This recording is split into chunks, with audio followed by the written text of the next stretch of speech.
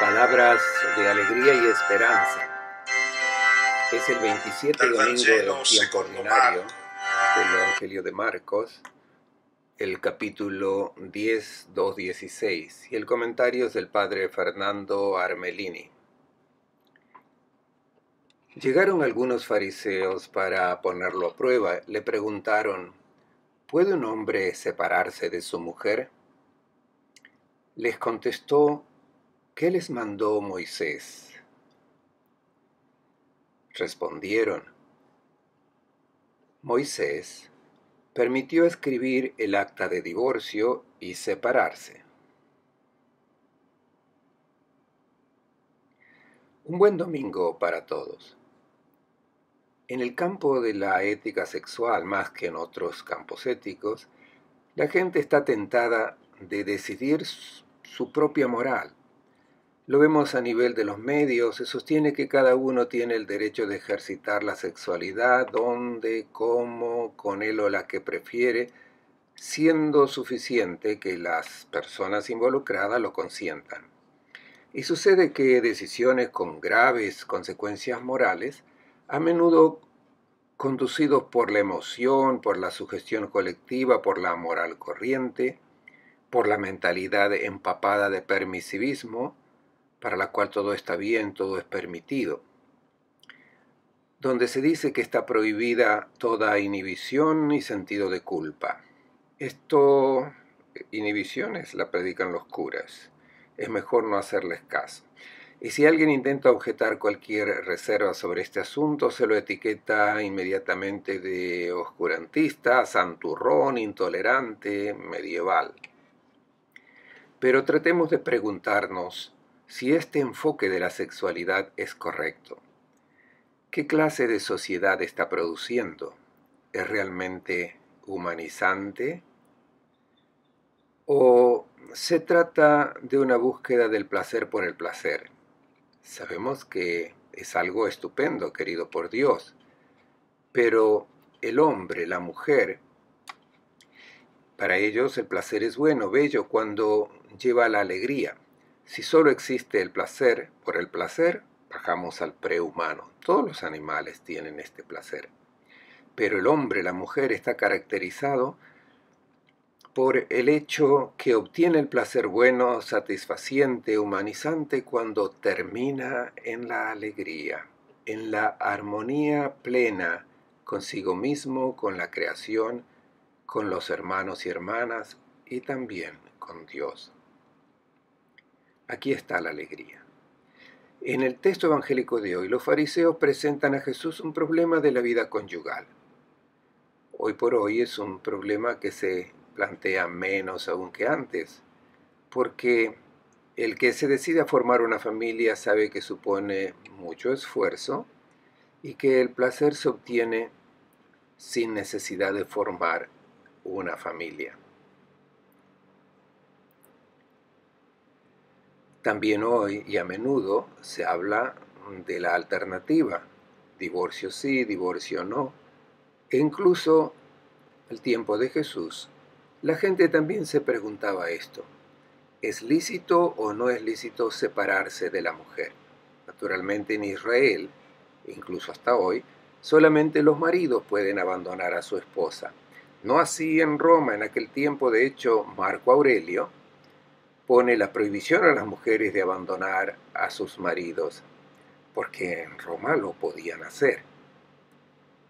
Esta es la pregunta que le hacen a Jesús y es, por añadidura, diría que es muy actual. Parece que la problemática de hoy es esa.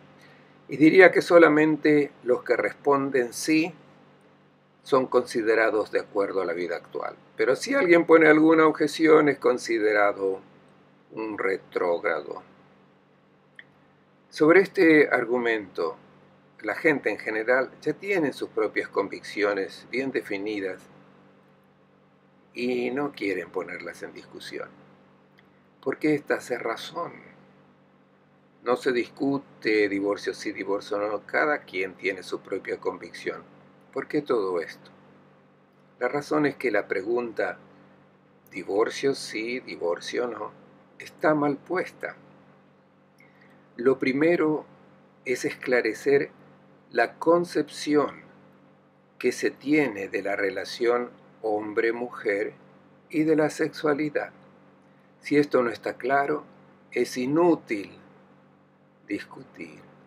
Hay que esclarecer los puntos de referencia. De lo contrario, se hablan idiomas distintos y nadie está dispuesto a poner en discusión la conclusión a la cual ha llegado.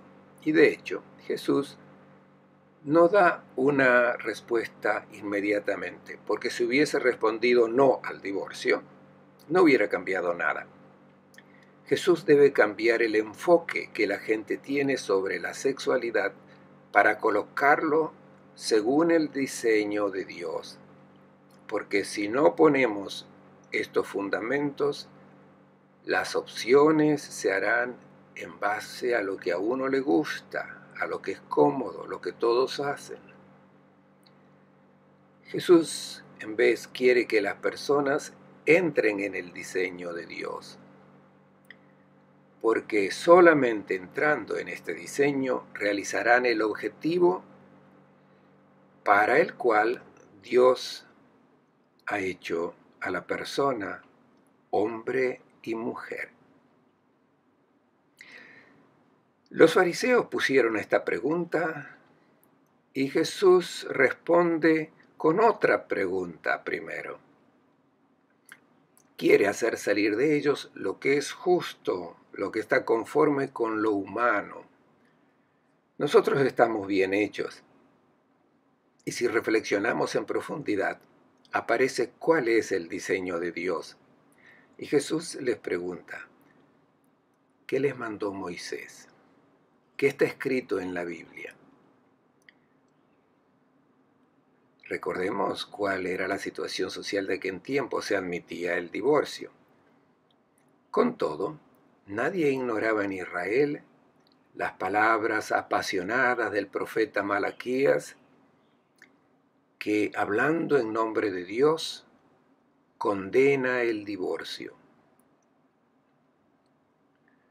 Y los grandes y los mejores rabinos estaban perplejos ante el hecho de que el hombre pudiese repudiar a su propia esposa. Les voy a leer el texto de Malaquías, estamos en el 400 a.C. El profeta Malaquías está haciendo un duro alegato contra las fechorías de los sacerdotes de Jerusalén y en cierto momento dice, y hacen otra cosa, cubren el altar del Señor de lágrimas, llantos y lamentos, porque no se fija en su ofrenda ni la acepta de sus manos. Preguntan, ¿por qué sucede esto? Porque el Señor es testigo de que has sido infiel a la mujer de tu juventud, aunque era compañera tuya, esposa de la alianza. ¿No los ha hecho Él un solo ser de carne y espíritu? ¿Y qué busca este único ser? Una descendencia dada por Dios. Así que cuiden su espíritu para no ser infieles a la esposa de su juventud, porque el que aborrece y se divorcia cubre su vestido de violencia y no sean infieles. Malaquías 2, 13, 16. La respuesta que dan los fariseos. Moisés permitió escribir el acta de divorcio y separarse. Respondieron diciendo que Moisés ha permitido escribir un acta de divorcio. Jesús había preguntado otra cosa. No, ¿qué es lo que permitió Moisés? Porque Moisés no ha permitido nada. Moisés se encontró con la práctica del divorcio donde los hombres abandonaban a sus mujeres sin darles el acta de divorcio, el seper queritut de divorcio, el acta de divorcio, que existe todavía hoy. Y las mujeres sin tener este seper caritut, y si decidían unirse a algún otro, se las acusaba de adulterio. Para proteger a las mujeres, Moisés estableció que quien abandona a su mujer debe darle el seper queritut para que quede libre. Entonces, antes de abandonarla, deberían pensársela muy bien.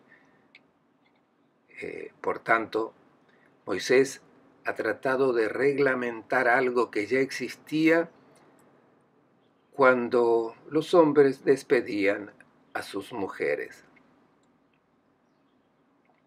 Al fondo ven dos ketubot. Son los documentos que se firman para el contrato matrimonial entre el esposo y la esposa. Estos ketubot son muy hermosos, son verdaderos himnos a la vida, flores, racimos de uva. Incluso Chagall ha pintado algunos de estos ketubot para los esposos. Pues es un documento de inmensa alegría, el amor esponsal bendecido por Dios. Ahora ven en el fondo un ketubat y al otro lado está el seper caritut, esto es, el acta de divorcio. Noten la diferencia, mientras que la ketubot es un himno a la vida con flores, racimos de uva, el otro es un formulario frío que hay que llenar cuando se va a pedir el divorcio. Noten que no está escrito en hebreo con la grafía que se encuentra en el código de la Torá. Está escrito en hebreo cursivo, que se usa hoy, porque la grafía sagrada no puede ser utilizada para el seper keritut. Noten lo frío que es el texto, y yo les podría añadir que me ha costado mucho encontrarlo. He buscado un montón para conseguirlo. Es que el divorcio, la separación, es algo extremadamente doloroso que se aparta del diseño de Dios. Los rabinos más sabios decían que cuando hay una separación, hasta Dios llora. Entonces, bastará observar la orden de Moisés de dar el seper keritut para sentirse en sintonía con el diseño de Dios sobre la sexualidad. Escuchemos la respuesta de Jesús. Jesús les dijo, porque son duros de corazón escribió Moisés semejante precepto. Pero al principio de la creación Dios los hizo hombre y mujer, y por eso abandona el hombre a su padre y a su madre, se une a su mujer, y los dos se hacen una sola carne. De suerte que ya no son dos, sino una sola carne. Así pues, lo que Dios ha unido, que no lo separe el hombre. La obligación impuesta por Moisés de entregar el seper keritut se debía a la dureza del corazón de esa gente. ¿De qué se trata esa dureza de corazón? Era la incapacidad de entender y de acoger en la vida el proyecto del Creador sobre la sexualidad, y Jesús apela al diseño de Dios. Al principio de la creación, Dios los hizo hombre y mujer. Reflexionemos sobre este proyecto del Creador. ¿Por qué los ha querido hombre y mujer? No quiso crear un solo género, todos hombres o todas mujeres. Existe una realidad biológica sobre la cual debemos descubrir el sentido. Masculino o femenino son dos formas de encarnar al ser humano. Esta es la gran diversidad que encontramos en lo humano. De frente a esta, todas las demás son marginales: lindo, feo, linda o fea, más o menos inteligente, blanco, negro, chinos o europeos. Son todas diferencias marginales, pero en lo humano tenemos una diferencia que es la gran diferencia. Dos maneras diferentes de encarnar al humano, como hombre o como mujer. Esto es lo que Dios ha querido para el hombre y para la mujer. Y nos preguntamos, ¿por qué? ¿Qué objetivo tenía? Y la palabra de Dios nos dice cuál es el significado de este diseño del Creador. No ha querido un humano autosuficiente, sino que lo ha querido complementar para que cada uno reconozca en el otro la parte de la cual tiene necesidad. El texto sagrado dice que la primera pareja, bueno, y se trata naturalmente de un lenguaje mítico, estaban desnudos y no tenían vergüenza. La desnudez en la Biblia indica la condición humana con la cual nacemos. Y esta condición en la que Dios ha querido al humano, la de ser incompleto, era la desnudez de la persona. Y la gente no la consideraba una pérdida, no le daban vergüenza, era su condición. La persona equilibrada se siente feliz de tener necesidad del otro, de la otra, feliz de no ser autosuficiente, de estar en la condición de tener necesidad del complemento de lo que le falta. Dios nos ha hecho bien, nos ha querido incompleto para que vayamos al encuentro de lo diverso. Si fuésemos autosuficientes no tendríamos necesidad del otro. En vez, hemos sido hechos para dar y recibir amor. En simples palabras, nos quiso sexuados para forzarnos a amar, a relacionarnos con quien nos puede enriquecer y a quien a su vez podamos enriquecer. Hemos sido creados para amar. Si fuésemos autosuficientes no hubiéramos sido hechos para amar. Es por esto que lo primero no bueno que encontramos en la creación es la soledad del hombre. La persona está hecha para relacionarse y de hecho cuando fue creada la mujer, la compañera del hombre, del Adán, dice Dios, no está bien que el hombre esté solo. Ahora bien, no confundamos la sexualidad con la genitalidad. La sexualidad es la compulsión que nos empuja a ir hacia lo distinto de nosotros para enriquecerlo y para ser enriquecido. Es el amor que nace de la realización de la sexualidad. Y no es necesario realizar el aspecto de la genitalidad para realizar la sexualidad. Jesús de Nazaret ha realizado a la perfección la sexualidad porque se ha donado totalmente, ha amado y fue amado. La genitalidad es un aspecto que se realiza en un contexto muy preciso que es el del amor conyugal, que presupone un compromiso de amor incondicional y definitivo entre dos personas. De la naturaleza del amor esponsal, Jesús saca a conclusión: lo que Dios ha unido, que no lo separe el hombre. Al fondo pueden ver nuevamente dos ketubot. Y hay una palabra hebrea que ahora ven aparecer en pantalla. Está compuesta solamente de dos letras, Gimel y un Tet. Y la palabra hebrea es Get, significa divorcio. Los rabinos notaron primeramente que esta palabra Get, divorcio, no aparece en la Biblia. Y no solo eso, sino que en ninguna parte de la Biblia estas dos letras se encuentran una al lado de la otra.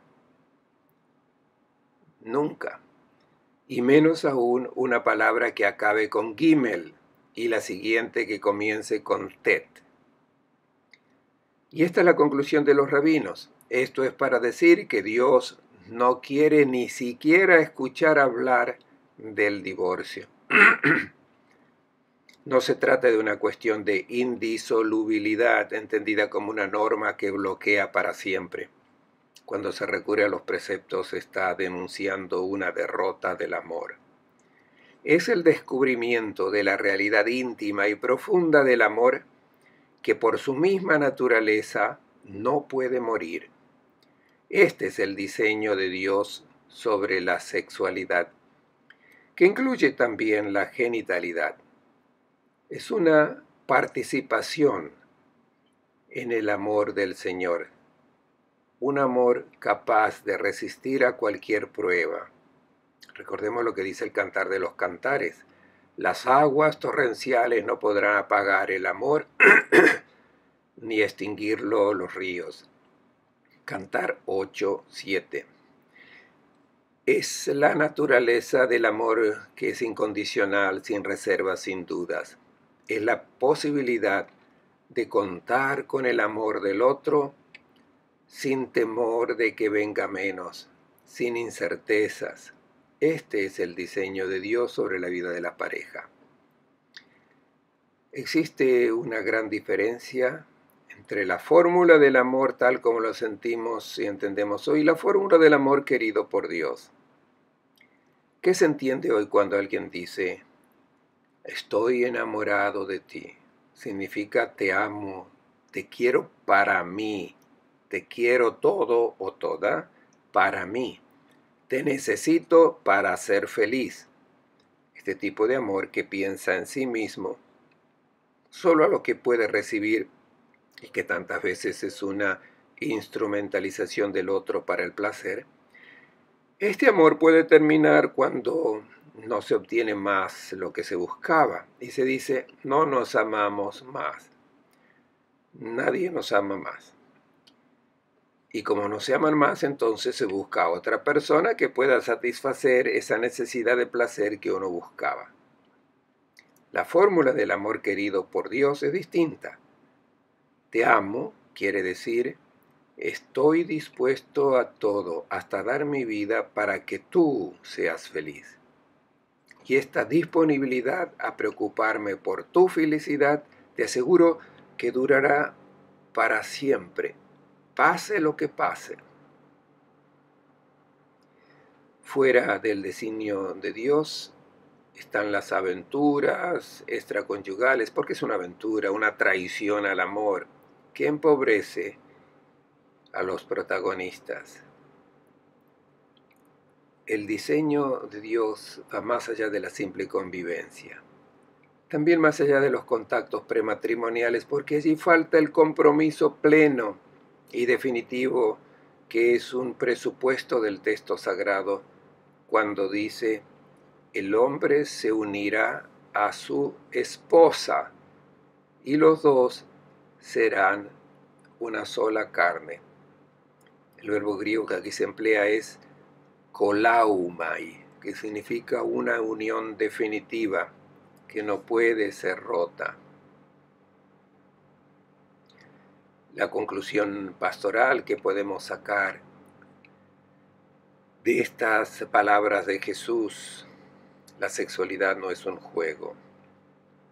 Construir este amor según el diseño de Dios cuesta y hay que evitar la impaciencia, la prisa, la vida desordenada, que siempre lleva a dramas interiores, a confusiones, situaciones insostenibles, aun cuando esta persona se esfuerce por mostrar una aparente felicidad. ¿Es fácil o difícil poner en práctica en la vida este diseño del amor incondicional? Digamos que cuesta. Fue difícil incluso para los apóstoles aceptar este diseño del Creador. Escuchemos su reacción. Una vez en la casa, los discípulos le preguntaron de nuevo acerca de aquello. Él les dijo: el que se divorcia de su mujer y se casa con otra, comete adulterio con la primera. Si ella se divorcia del marido y se casa con otro, comete adulterio. De frente a esta posición muy clara del maestro, no solo los fariseos, sino también los discípulos quedaron perplejos, casi consternados. Jesús los dejó asombrados, pues ellos habían recibido en la catequesis de los rabinos que el divorcio no solo era lícito, sino que en ciertas situaciones era necesario. Por ejemplo, cuando la mujer era estéril, había que dar continuidad a la vida y por tanto debían divorciarse. Es por esto que cuando regresan a casa interrogan de nuevo a Jesús sobre sus palabras. Y Jesús confirma lo que había dicho. El diseño de Dios no contempla que el hombre se separe. Con Jesús llegó al mundo el reino de Dios. Se cumplieron las profecías. Se les dio a la gente un corazón y un espíritu nuevo. Por el endurecimiento de sus corazones, Moisés tuvo un comportamiento distinto, el del divorcio. Ahora se les dio a la gente un corazón nuevo. Fuera quedó el corazón de piedra. Ha llegado el momento de decir basta a las concesiones, a la mezquindad, a los subterfugios. Hay que apuntar al ideal que está indicado en el proyecto del Creador. Jesús no ha impuesto una ley más severa que la de Moisés, no. Ha reclamado el proyecto original de Dios que no contempla el repudio. Y ahora entran en escena los niños. ¿Tienen algo que ver con el argumento que Jesús está tratando? Le traían niños para que los tocase, y los discípulos los reprendían. Jesús, al verlos, se enojó y dijo: dejen que los niños se acerquen a mí, no se lo impidan, porque el reino de Dios pertenece a los que son como ellos. Les aseguro, el que no reciba el reino de Dios como a un niño, no entrará en él. Y los acariciaba y bendecía, imponiéndole las manos sobre ellos. Tratemos ahora de reflexionar sobre la situación actual, la manera en que hoy es vista la sexualidad. Todos sabemos que existen situaciones en que los dos cónyuges se preguntan con razón si vale la pena todavía insistir, salvar una situación que quizás haya nacido mal y que se está revelando irremediablemente muy complicada. Ya no se quieren más, existen incompatibilidades de carácter, se llega a la falta de respeto, se habla solamente para ofender. Incluso los niños quedan envueltos en estos problemas de sus padres. La pregunta: ¿qué sentido tiene continuar juntos? ¿Exige Dios que se perpetúe una convivencia que es un verdadero suplicio? ¿No es mejor que cada uno vaya por su propio camino y que se reconstruya una vida?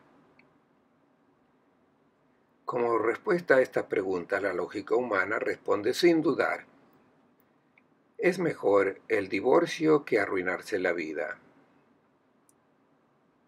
De frente a esta realidad que todos conocemos, hoy mucho más frecuente que en el pasado, la argumentación debe llevar al origen de estas preguntas. ¿Por qué se llega a estas situaciones? Quizás porque ha comenzado de forma banal respecto a la sexualidad. faltó reflexión, no se tuvo la valentía de proyectar una vida de pareja de forma comprometida. Esta puede ser una reflexión que podríamos hacer. Otra conclusión a la que llega con facilidad la gente hoy, reflexionando sobre lo acontecido: si tantas parejas se separan después de pocos años de matrimonio, ¿no es mejor la convivencia? Y así, si no resulta, entonces uno se separa sin mayores problemas. En el campo moral de la ética sexual, la gente está tentada de sacar sus propias conclusiones más que en ninguna otra situación. Por eso que ahora el evangelista Marcos introduce en la escena de los niños. Es necesario hacerse como niños para entrar en el reino de los cielos, no en el paraíso, para entrar en esta lógica nueva que Jesús propone, para poder comprender la difícil y costosa propuesta que hace Jesús, apelando al diseño de Dios. Es necesario volver a ser pequeño. Solo el que se siente pequeño se fía de alguien que lo pueda guiar, que lo pueda iluminar, como hacen los niños que se fían de sus padres. Nosotros estamos siempre de frente a la alternativa de Adán: seguir la propuesta de Dios o comer del árbol del conocimiento del bien y del mal. Esto es, decidir uno mismo lo que está bien y lo que está mal. Ser autónomo en las opciones morales sin depender del diseño de Dios, sin ni siquiera preguntarse sobre este diseño de Dios. ¿Por qué sucede esto? Porque solamente si yo me siento pequeño y me siento amado por el Padre del Cielo, me fío de Él y me pregunto, ¿qué es lo que Él me sugiere? Hoy la gente dice, no me interesa lo que Dios piensa, lo que Dios quiere, o si existe o no. Yo soy el que decido. Estas son las consecuencias de las opciones morales dictadas por la autosuficiencia en estas opciones. Esta es la razón por la cual en el texto evangélico de hoy se introduce la escena de los niños. Es la invitación a sentirse pequeño y a fiarse del Padre del Cielo, si queremos construir una vida auténtica. Si queremos realmente que la sexualidad se realice con el don recíproco de un amor incondicional. La meta es ciertamente muy alta. El caminar de la gente es incierto y en este punto entra la pastoral. Dios conoce la fragilidad de cada uno. Nadie se puede erigir juez de las opciones hechas por los hermanos y hermanas. Nadie tiene el derecho de culpar o condenar a nadie. Frente a situaciones concretas se debe siempre acudir con prudencia, con la que todo hermano o hermana debe ser acompañado, ayudar para que pueda obtener el máximo en medio de la condición en que se encuentra, ya sea por su culpa o no. El hermano o la hermana debe ser acompañado en la situación concreta que está viviendo. Mostrarse comprensivos, pacientes, no significa amordazar las exigencias evangélicas o adecuarse a la moral corriente. Es mostrar sabiduría y especialmente es mostrar amor y atención a las personas que están viviendo situaciones difíciles y dolorosas. Les deseo a todos un buen domingo y una buena semana.